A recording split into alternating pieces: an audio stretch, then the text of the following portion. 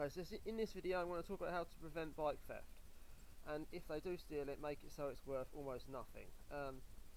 Okay, so here we have an old Carrera, nothing special at all, could be any bike really. I'm doing this one up actually, and one of the things you can do is part mark the bike. So you can write addresses, postcodes and things like that on the frame in various different places. I've gone to the you can get those little engraving pens, they're pretty cheap to buy. And in this case I've gone to the extreme. This is a bike I'm never going to sell. It doesn't matter what it looks like, it just matters what it rides like mechanically. So I've written my YouTube channel name, I've written my postcode on here, house number, all that kind of stuff as well, and a phone number, which I'm not going to show for obvious reasons. So I've written cracked, do not use, scrap on the fork crown, and there's the postcode on the back of that as well. There's also another word that says scrap here, and there's another thing on here which is PFD fail, which stands for penetrant floor detection. It's a test you can do, and if that's written on something and it says scrap on it, people are not going to want to buy it. Name written here. So that's part marking. More part marking now. Another thing you can do to begin with is ride something that isn't particularly valuable, or anything particularly good.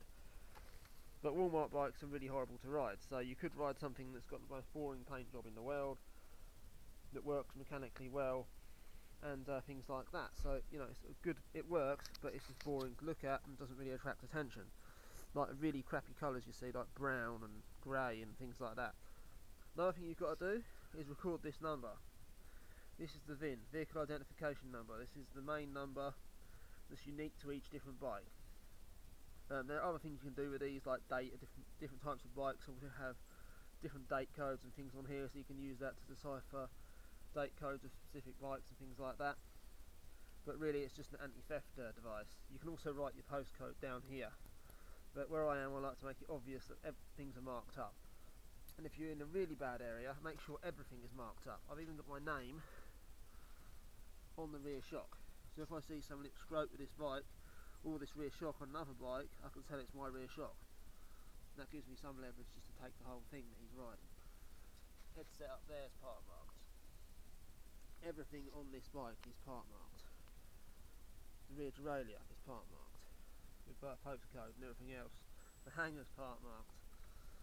Obviously another good thing you can do is use a decent lock. That's one of the most important things if you're leaving outside somewhere. However, battery powered angle grinders have become very advanced in recent years, and I guarantee there's no bike lock I couldn't cut through myself, being a welder fabricator, in under 2 minutes. So another thing, if you're leaving outside of work, why use one lock? Why not use multiple locks? Lock through the wheels and the frame and the objects you're fixing the bike to, just to make sure no one can take it. But obviously if it's like a £3,000 bike, or even a bike that costs say £1,000, it really is best to take the thing inside in a secure building, maybe even locked up inside a secure building or purpose-built bike rack. I'd not leave a bike that costs any more than about 300-400 quid outside on the street for any amount of time with multiple locks on it, even because those battery powered angle grinders, they're pretty cheap these days, and in some cases thieves are more after the parts than they are the frames. They'll lock through the frame with the grinder, take that, strip the thing for parts, and use the parts and sell them on eBay and stuff, because parts are less traceable.